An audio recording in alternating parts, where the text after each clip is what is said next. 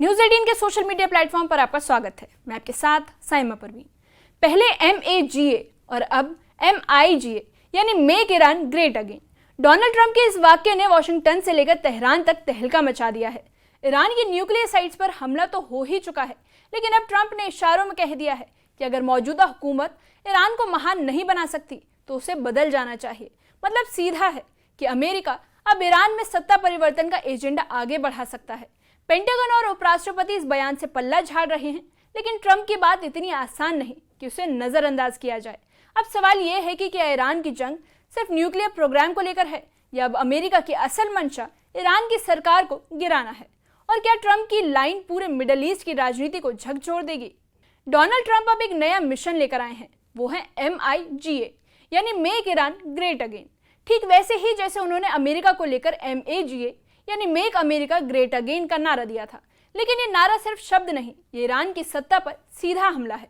Trump का कहना है कि अगर मौजूदा हुकूमत ईरान को महान नहीं बना सकती तो उसे बदल जाना चाहिए।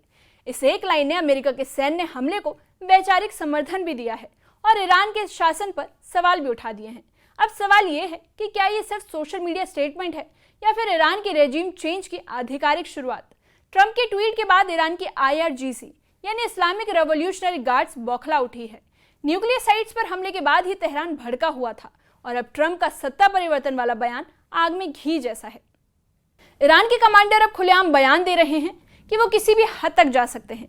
ट्रंप ने जिस तरह सोशल मीडिया पर बयान दिया है, उसने ईरान की राजनीति में हलचल तेज कर दी है। अब ये सिर्फ बमों की लड़ाई नहीं बल्कि शब्दों की भी लड़ाई है, और शब्द कभी कभी बमों से ज्यादा खतरनाक साबित हो सकते हैं। ट्रंप के बयान से अमेरिका के अंदर ही दो फाड़ हो गई है। पेंटागन और उपराष्ट्रपति JD वेंस ने कहा कि अमेरिका की ईरान में सत्ता बदलने की कोई योजना नहीं है। डिफेंस सेक्रेटरी पीट हेगसेथ ने भी साफ कर दिया है कि हमले सिर्फ न्यूक्लियर प्रोग्राम रोकने के लिए हैं, सरकार बदलने के लिए नहीं। लेकिन सच यही है कि जब अमेरिका किसी देश पर हमला करता है और फिर उसका राष्ट्रपति हुकूमत बदलो जैसी लाइन बोलता है तो यह इत्तेफाक नहीं, संकेत होता है। ट्रंप के बयान के बाद अमेरिकी खुफिया एजेंसियों को डर है कि ईरान समर्थित आतंकी संगठन अमेरिका या उसके दूतावासों पर हमला कर सकते हैं। हिजबुल्ला, हूती विद्रोही और इराकी मिलिशिया पहले ही हाई अलर्ट पर हैं। अमेरिका को अब हर कोने में खतरे की संभावना दिख रही है। ट्रंप के इस बयान ने सिर्फ ईरान को नहीं बल्कि पूरे अमेरिका की सुरक्षा नीति को भी जोखिम में डाल दिया है, क्योंकि जहां विचारधारा से टकराव होता है वहां हिंसा का खतरा सबसे ज्यादा होता है। वहीं विशेषज्ञों का कहना है कि ट्रंप का बयान एक डिप्लोमेटिक मिसफायर है, यानी वो गोली जो शब्दों में चली लेकिन असर टैंकों से ज्यादा कर गई। ट्रंप भले ही निजी बयान दे रहे हों, लेकिन जब वो अमेरिका के राष्ट्रपति हैं तो उन्हें हर शब्द की अंतर्राष्ट्रीय राजनीति में गूंज होती है। इस बयान ने अमेरिका के सहयोगी देशों को भी कंफ्यूजन में डाल दिया है।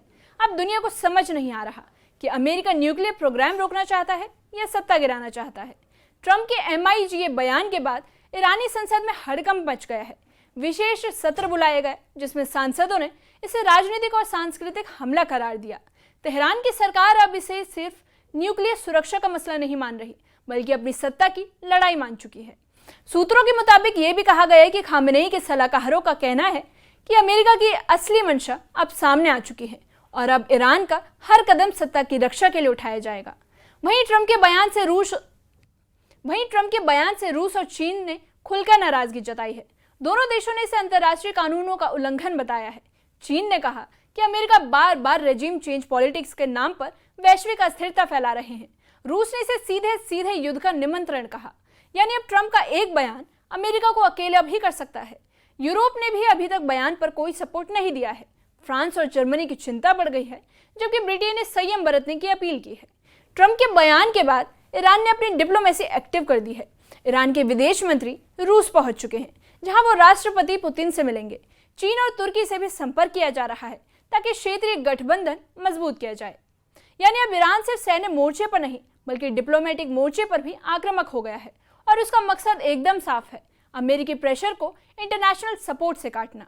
डिप्लोमेसी भी अब जंग का मैदान बन गई है। अब सवाल ये उठ रहा है कि क्या ट्रंप का बयान सिर्फ बयान था या फिर ऑपरेशन रिजिम चेंज का एक ट्रेलर? अब इतिहास गवाह है कि जब भी अमेरिका किसी देश में डेमोक्रेसी या फ्रीडम की बात करता है वहां जल्द ही बम बरसते हैं और सरकारें भी बदल उठती हैं। ट्रंप की बातों से यही लग रहा है कि अमेरिका अब ईरान को सिर्फ परमाणु से नहीं बल्कि उसकी हुकूमत से भी खतरा मान रहा है और यही खतरा इस जंग को और खतरनाक बना सकता है। इस पूरे मुद्दे पर इजराइल के प्रधानमंत्री बेंजामिन नेतन्याहू ने कोई बयान नहीं दिया, लेकिन सूत्र बता रहे हैं कि अंदर खाने इस बयान को राजनीतिक बढ़त माना जा रहा है, क्योंकि अगर ईरान में सरकार कमजोर होती है या गिरती है तो इजराइल को सीधा फायदा होगा। इसलिए बेंजामिन नेतन्याहू ट्रंप के बयान पर कुछ न बोलकर भी बहुत कुछ कह रहे हैं। इजराइल की खामोशी एक किस्म की कूटनीतिक सहमति है। इस मामले पर आपकी क्या राय है, कमेंट सेक्शन में कमेंट करके बताइए।